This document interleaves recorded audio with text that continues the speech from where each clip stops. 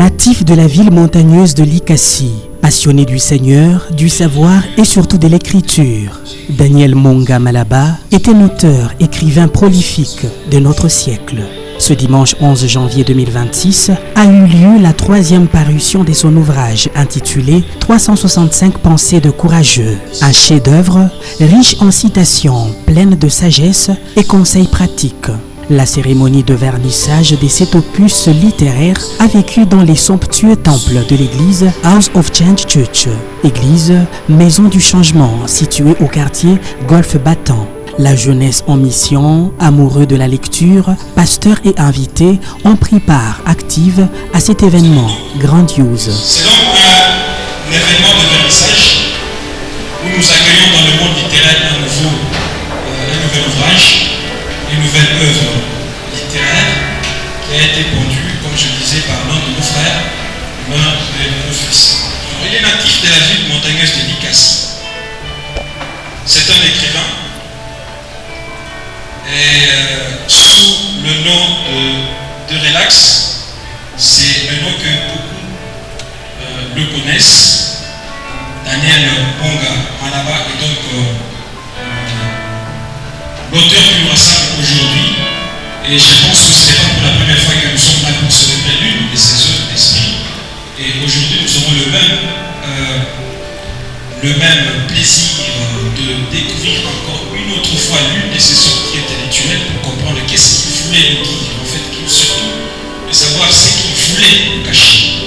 Parce que le plus important n'est pas de savoir ce que l'auteur dit, mais de comprendre ce qu'il ne voulait pas nous dire. Chrétien fervent, Daniel a consacré sa jeunesse à l'œuvre du Seigneur et à l'écriture. Quelqu'un qui, lorsqu'il prend une décision de faire quelque chose, il prend aussi la décision de bien faire la chose. Alors pour moi, en quelques mots, c'est ça, Daniel. 365 pensées des courageux est une œuvre scientifique riche et soigneusement peaufinée. Les 3 lecteurs l'ont prouvé et validé. Le vœu le plus profond de mon cœur, c'est que quelqu'un, à la fin de l'année, avec les pensées qu'il y a dans ce livre, que tu puisses transformer ta vie, si je peux le dire comme ça. Ta manière de vivre, ta manière de faire. Alors, qu'est-ce que j'ai noté dans le petit commentaire que j'ai écrit dans le livre? Ce qui m'a plus marqué, c'était l'aspect où il a beaucoup parlé. Il y a plusieurs pensées, 365, mais j'ai quand même trouvé qu'il y avait une soixantaine, même peut-être plus, qui parlaient du travail. Et ma recommandation, c'est que tu lises une pensée par jour. Je ne dis pas que tu remplaces la parole de Dieu par ça, non. Et j'aimerais t'encourager à prendre une pensée par jour. Question de t'encourager au travail. Et dans le commentaire que j'ai écrit, je me suis dit que tu peux commencer à lire ce livre comme étant ce que tu es peut-être. Pas peut-être courageux, si tu dis que c'est pour les courageux seulement, mais je suis sûr que à la fin de la lecture de ce livre, tu finis aussi courageux. Ce livre n'est pas un simple recueil de phrases. C'est un cheminement, un combat quotidien, une pédagogie du courage étalée sur 365 jours, c'est-à-dire sur toute une année de la vie humaine. Permettez-moi d'entrer dans cet ouvrage par 3 portes symboliques.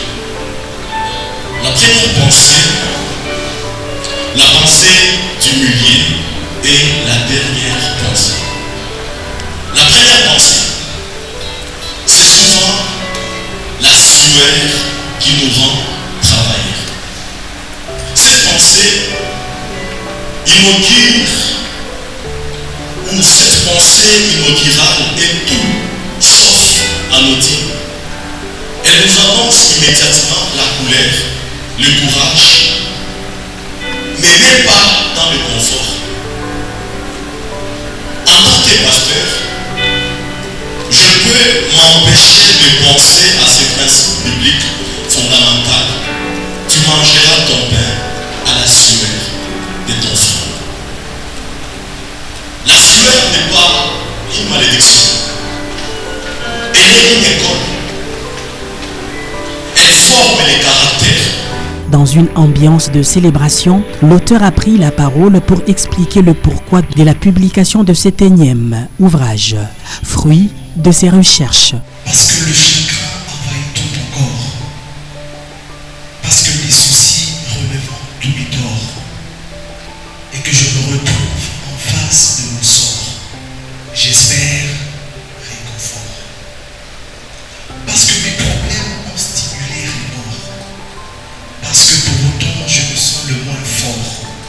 Et que j'ai oublié d'être après mon folklore. J'espère réconfort. J'ai perdu toute espoir, je ne pars de mort. Et la solitude me pousse au fond encore. Plus je m'offense, plus je me dis, et alors, j'espère réconfort. Je retrouve un monde sans pitié qui décore ma félicité vue tel un gouffre en méthode. Mon cœur en souffrance de silence énorme. Or, j'espère réconfort. Un jour, mon histoire et moi seront bien manifestes. Inouï sera ma renommée dans le monde, selon que j'aurais fait de ma vie toute une féconde. Enfant de Dieu, n'est pas question au vu de l'âge. Ne sommes donc nous pas tous ici en pèlerinage. Fuis l'immoralité et résiste au diable. Ange des ténèbres qui souvent nous accable. Ne serait-ce que pour trouver une place à table, toujours très unis en tout, restons tous ensemble. Dans tout et partout, je ne pense que succès. Également, je ne vois que chaîne brisée. Dieu mon Père, par ton Fils le Christ Seigneur, invite en moi toujours ta présence meilleure. Esprit Saint de Dieu, change aussi mon atmosphère. Utilise-moi à toi dans une autre sphère.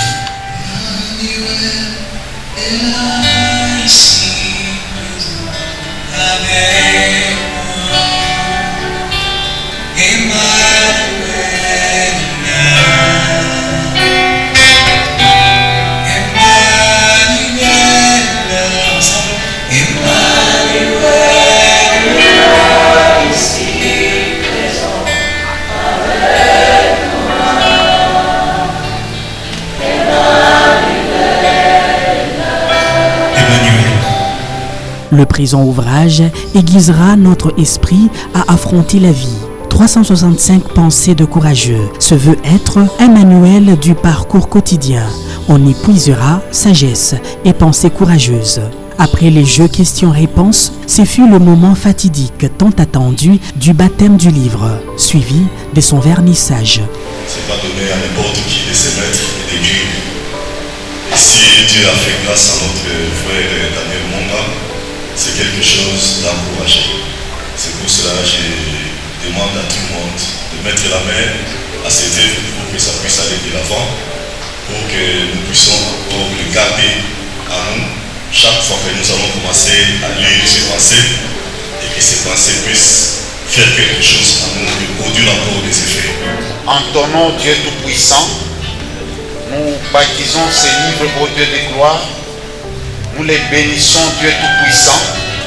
Nous l'introduisons, Père éternel, dans les mondes scientifiques, dans les mondes artistiques, et nous l'envoyons au Dieu de gloire dans les 5 continents du monde, et nous l'envoyons, Dieu Tout-Puissant, dans les familles, dans les entreprises, dans les écoles, sur la place publique, dans les hôpitaux.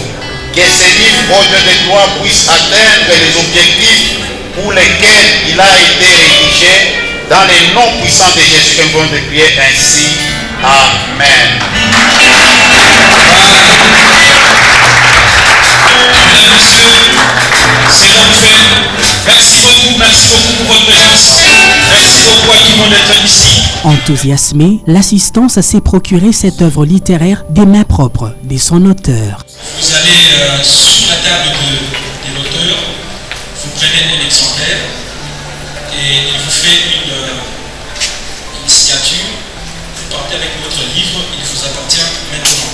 Alors, le premier prix de ce livre, il revient seulement à Alors je rappelle que le livre a été édité par les éditions Malaika. Les éditions Malaika existent à Lubumbashi et traitent les œuvres littéraires, religieuses.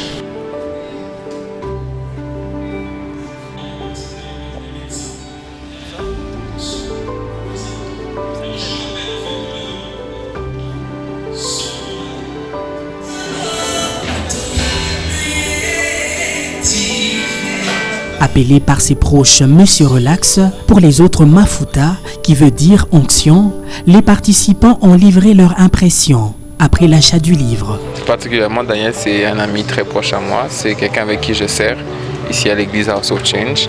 Et on a passé beaucoup de temps en train de chercher le Seigneur, en train de s'instruire. Et au fond, Daniel, c'est quelqu'un avec qui on a deux sortes de conversations. Donc, en même temps, des conversations scientifiques, purement scientifiques, et des conversations bibliques ou basées sur la parole de Dieu. Et dans nos conversations, on essaie toujours de faire la part des choses. On se dit, un chrétien ne doit pas seulement être figé, basé sur la parole de Dieu, mais qu'à un certain niveau, il doit mélanger un peu de science. Moi, personnellement, je suis très impressionnée par ça. Pourquoi? Parce que ça permet en fait à la jeunesse beaucoup plus de se rendre conscient que la vie ne s'écrit pas sur un brouillon. Que si tu ne prends pas les choses en main, rien ne va se faire. Que les choses se font quand tu te mets à poser des actions, quand tu te mets à faire des choses en fait. Tu te donnes un peu, comment je veux dire, tu te donnes ce courage-là d'aller en avant, de faire de ton mieux que si tu étais quelque part, de bouger un peu, de ne pas te retrouver l'année qui suit dans les mêmes circonstances, dans les mêmes situations. Tu dois te rendre compte que le changement existe en fait. Et si le changement existe, c'est parce que tu as posé cet acte-là. Si tu n'avais pas posé cet acte-là, rien n'aurait changé. C'est très encourageant. Moi, je le félicite de tout cœur. Ce n'est pas du tout facile de s'inspirer ainsi et de nous sortir ces genres de livres, des pensées. En tout cas, pour moi, c'est très louable de ma part. En tout cas, c'est très louable. Moi, je me dis, hormis la spiritualité, au fait, dans la vie quotidienne, quand on n'est pas courageux, on n'a pas de courage, rien ne s'est fait. Absolument rien. Donc, ça en vaut la peine d'être courageux dans la vie. En lisant les livres, je l'ai dit tout à l'heure, je me suis dit que le courage, on n'a pas besoin de l'avoir que lorsqu'on est dans une situation compliquée, mais le courage, c'est aussi, comment je vais dire, c'est quelque chose que nous devons avoir, c'est une chose que nous devons avoir même lorsque nous faisons face à la réussite, parce que la réussite implique plusieurs choses. La réussite, alors, dans son livre, vous allez vous rendre compte qu'il parle du travail. Et le travail, au bout du travail, il y a quelque chose que nous attendons. Et cet aboutissement peut être une réussite. Et cette réussite aussi implique plusieurs choses qui demandent du courage. Alors, mes impressions sur ça, c'est qu'il faut avoir du courage, que ce soit dans les bons moments ou les mauvais moments. Personnellement, je suis très fière de savoir que c'est une évolution pour notre Église, d'abord premièrement, d'avoir un tel talent parmi nous. Je suis très fière de cela. Et non seulement cela, mais ça m'inspire beaucoup parce que je suis une personne qui est passionnée de littérature, d'écriture et de lecture. Et pour moi, c'est une belle œuvre, c'est une occasion particulière de pouvoir assister à ce genre de choses. Je rends gloire à Dieu premièrement pour ça, mais aussi je suis très fière de cela, que ça vienne surtout de mon église. Une telle œuvre avec un titre autant pertinent, un titre autant impactant, qui peut encourager non seulement les plus petits, mais aussi les plus grands. Cela pour moi me touche très particulièrement et j'en suis très fière, oui. Je suis très fière d'assister à ce jour. Pour moi, le courage est le socle d'une vie. Si tu n'as pas de courage, tu ne sais pas avancer. Si tu n'as pas le courage, tu ne sauras pas évoluer. On est certes peut-être avec des complexes, avec des questionnements par rapport à soi-même, mais une fois que tu as le courage de pouvoir passer au travers tout ça, tu pourras évoluer, tu pourras être ce que tu deviens, tu pourras être ce que tu aspires à être, ce que tu aspireras à devenir. Alors pour moi, le courage, sans ça, on ne peut pas avancer. Le courage est même la base même de toute chose. À ceux qui ne sont pas courageux, je dirais que c'est tout à fait normal dans une vie de pouvoir se remettre en question, de pouvoir se poser un tas de questions par rapport à ce que tu deviendras, à ce que tu es, à ce que tu aspireras aux autres. Parce qu'il faut savoir qu'être une personne dominante et aspirante aux autres, c'est être un exemple premièrement. Alors pour toi qui n'as pas de courage aujourd'hui, sache que Non seulement d'une manière spirituelle, tout se demande à Dieu, mais aussi d'une manière charnelle, personnelle. Tu peux le puiser en toi, tu peux le cueillir en toi, tu peux te dire je peux passer outre toute chose et me développer. Et juste le désir de vouloir se développer, c'est là le courage, c'est par là que ça commence. Pour l'auteur, ce livre, 365 pensées des courageux, est destiné à ceux qui se reconnaissent courageux et surtout à ceux qui se trouvent dans l'impasse, affaiblis par les circonstances de la vie et désirant trouver réconfort. Personnellement, j'ai commencé à écrire ce livre en 2018. En 2019, j'étais déjà prêt et je me suis rendu compte que c'était une collection de pensées. Mais j'avais du mal à publier et je me disais quel titre donner à ce livre. Et en relisant chacune des pensées, je me suis rendu compte qu'il me fallait du courage pour arriver à publier ce livre. Et chaque pensée est un appel au courage. Et je pense que ce sont les saisons nébuleuses de la vie qui nous poussent vraiment à nous lever pour avoir du courage. C'est pourquoi j'ai intitulé ce livre 365 pensées des courageux. Ce livre est destiné à toute personne qui n'est pas extraterrestre, toute personne qui traverse des moments sombres, toute personne qui est en manque de courage, en manque d'essence pour évoluer. Alors ces personnes, c'est une catégorie des adolescents, des jeunes, mais surtout des adultes. Parce que les adultes souffrent en silence. C'est beaucoup plus aussi la catégorie qui est visée. Il s'agit du courage qui est comme une force qu'on puise à l'intérieur de soi-même.